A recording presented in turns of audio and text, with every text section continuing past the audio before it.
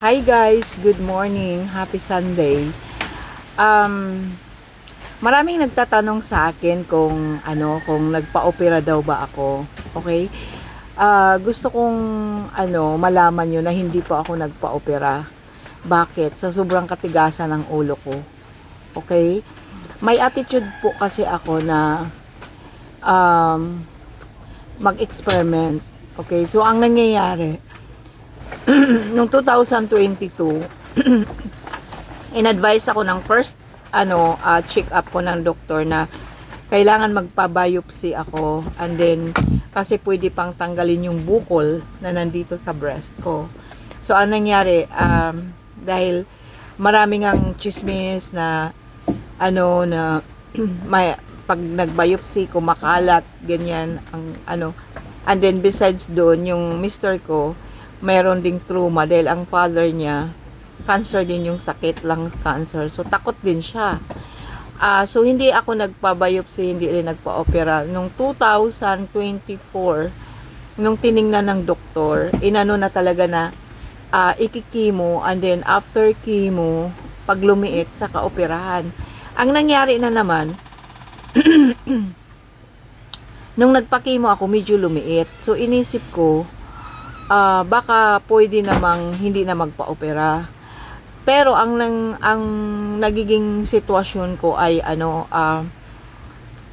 yung pang third chemo ko, parang hindi ko kaya yung chemo. Sobrang hina ng katawan ko, nagsusuka ako, halos nagsusuka. So ang nangyari, hindi na ako nagpa-chemo, hindi na ako umabot siya ng pumutok yung breast ko. Pumutok siya, nagkasugat-sugat, 8 months, okay? Yung 8 months na yung grabe ang sacrifice ko. And then, nag-undergo ako ng mga herbal. Lahat ng ganon. Which is okay naman, malakas yung katawan ko, nakayanan ko yung pain na sobrang hirap. Tapos, every 2 hours, naglilinis ako, nangangamoy na, But, doon ako nag-isip na, hanggang kailan to ganito?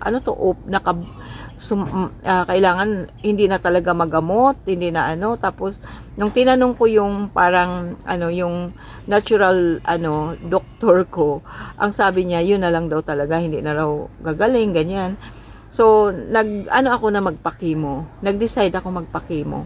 Nung tiningnan nung doktor din, sabi niya ganoon, hindi na talaga ako pwedeng operahan.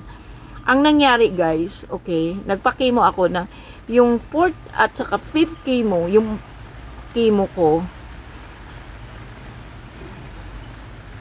pumutok yung breast ko. Okay? Kaya, ito yung gusto kong gawin nyo. Ayokong gayahin nyo ako. Nung pumutok yung breast ko, lumabas lahat ng dugo, ng is grabe kahirap, grabe kadelikado. Okay? Grabe kadelikado yung gano'n. Napaputukin mo yung breast mo. What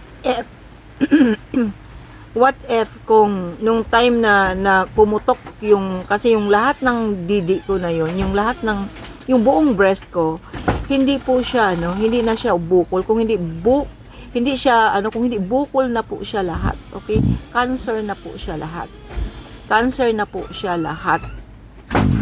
So lumabas lahat. What if kung wala ako sa ospital, naubusan ako ng dugo, tapos hindi nag-stop yung dugo ko. So, ang laki-laki ng problema. Doon sa mga may cancer, huwag nyo na akong galayahin, okay?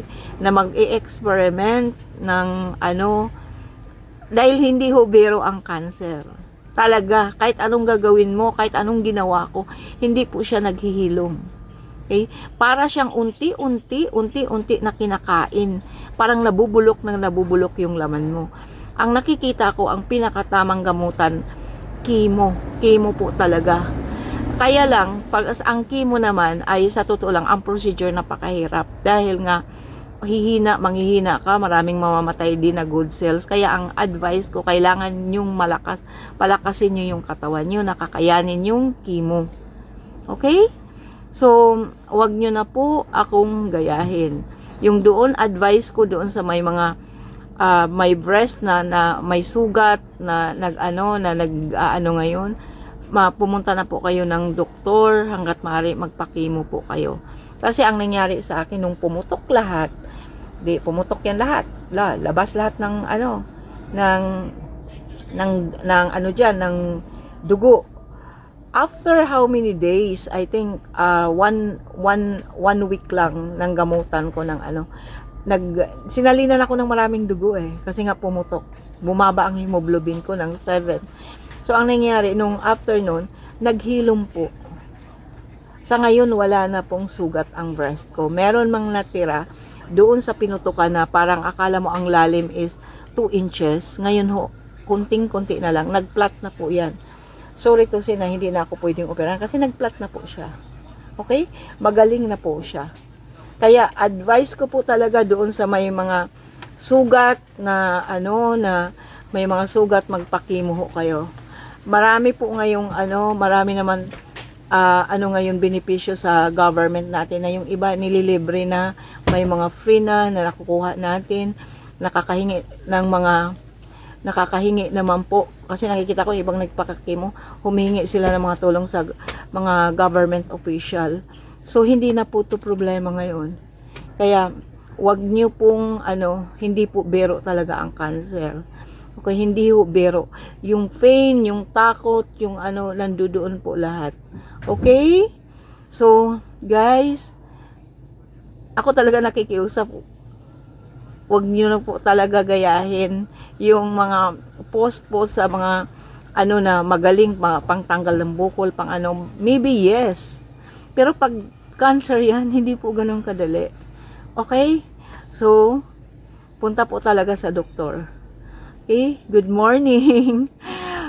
Pasensya na ako kayo talagang doon sa mga nagtatanong na nagpa-opera ako, hindi pa ako nagpa-opera. Pero wag niyo po akong gayahin kasi grabe po talaga ka-risky yung ginawa ko. Wag niyong hayaan na pumutok yung breast niyo.